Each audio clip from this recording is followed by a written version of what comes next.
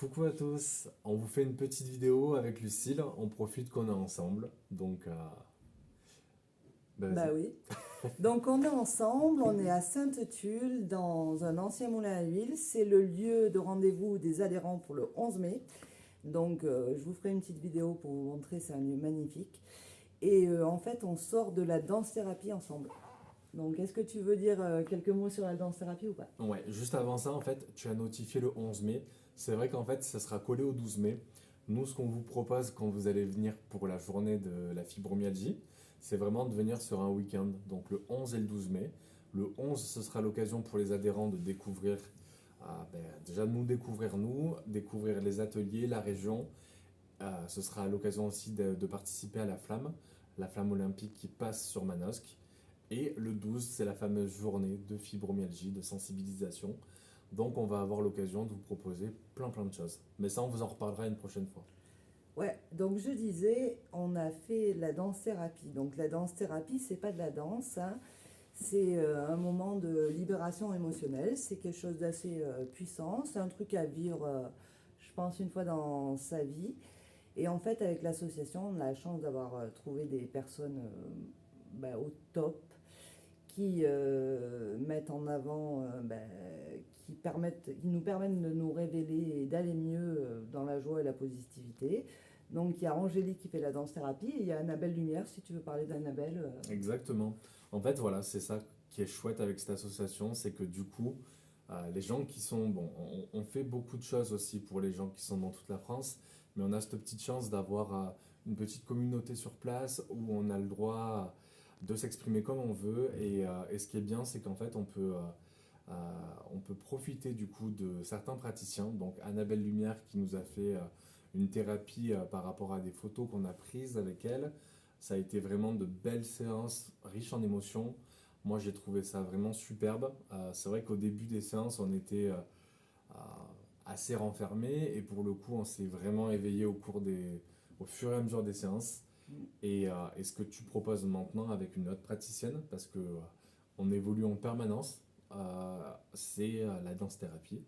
Moi, j'adore. C'est trop bien. En fait, on est malades, tous les deux, et tous les gens de l'assaut, hein, globalement, mais c'est pas pour autant qu'on n'a pas le droit de vivre et de vivre pleinement. Et pour ça, à mon avis, il faut aussi aller chercher les ressources en soi et s'autoriser. Et moi, c'est ça que j'ai envie de transmettre, hein, l'espoir et le fait qu'on peut être malade, mais on peut vivre des belles aventures et les vivre en groupe et les vivre avec des amis et les partager, c'est encore plus fort. Et donc moi j'ai la chance de le partager avec Anthony et avec d'autres personnes de l'assaut. Et c'est pour ça qu'on vous invite aussi le 11 et le 12 mai. Mais surtout, vous renfermez pas sur vous.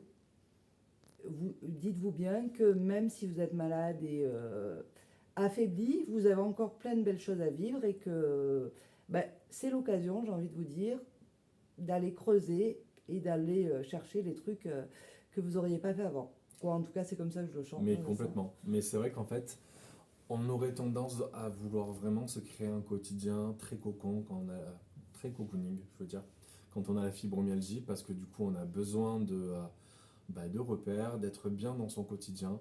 Euh, mais ça a un côté un petit peu.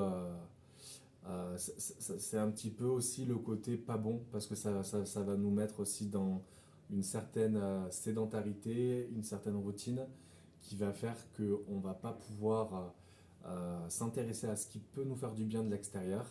Et franchement, moi je me suis vraiment dépassé cette dernière année à faire énormément de choses avec l'association et c'est trop bien de pouvoir avoir de nouveaux projets parce que voilà, nous on travaille plus malheureusement, mais on a vraiment cette chance-là en fait de passer nos journées à se faire du bien à soi et à prendre aussi du temps pour l'association, pour vous qui avez besoin d'échanges et de renseignements. Et moi, je pense que c'est tellement important. Ça paraît cucu hein, quand on dit il faut prendre soin Non. de soi. Euh, voilà, c'est des phrases basiques, mais quand on arrive à le mettre en pratique, ça vous change complètement le quotidien.